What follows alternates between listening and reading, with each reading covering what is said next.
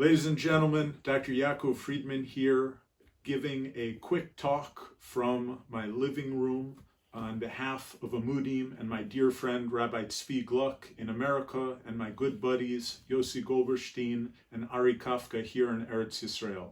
Amudim is doing some amazing things to address the crisis right now.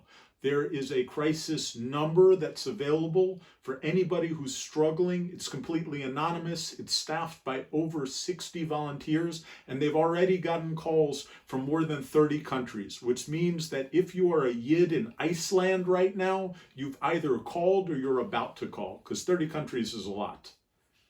Anyways, a few words of inspiration for patients, colleagues, friends, and family, and any brothers and sisters out there in Am Yisrael, wherever you might be.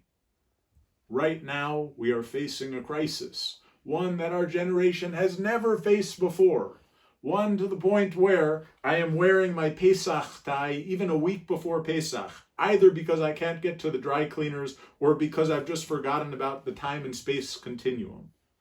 But we're here, and it's almost Pesach, and we're all under quarantine, and times are kind of tough, and people are fraying at the edges. We're starting to get a bit annoyed, a bit frustrated, a bit concerned, a bit anxious, a bit depressed, a bit angry. Things are not going as well as perhaps we'd hoped they would be going.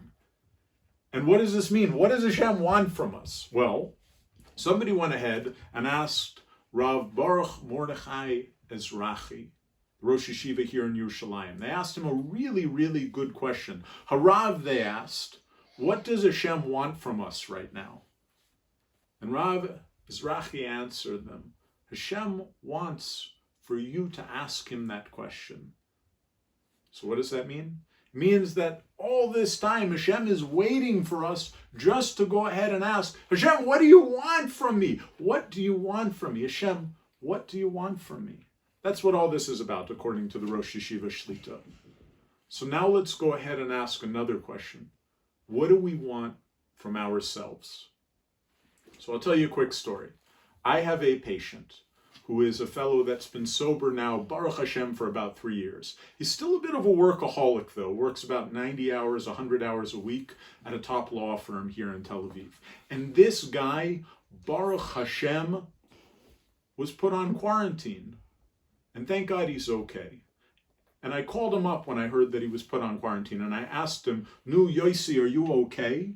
And he said to me, yeah, I'm okay, but I'm, I don't really know what to do with my time. I'm used to being at work all the time, and I don't really know what to do. And I said, you still sober? He said, I'm still sober, Baruch Hashem. I said, good. He said, why don't you just spend some time with the family, spend some time learning, spend some time relaxing, build yourself a schedule of relaxing, a bit of time on the treadmill every day, a bit of learning every day, hanging out with the kids every day. And I got a phone call from him at the end of his quarantine, 2 weeks later.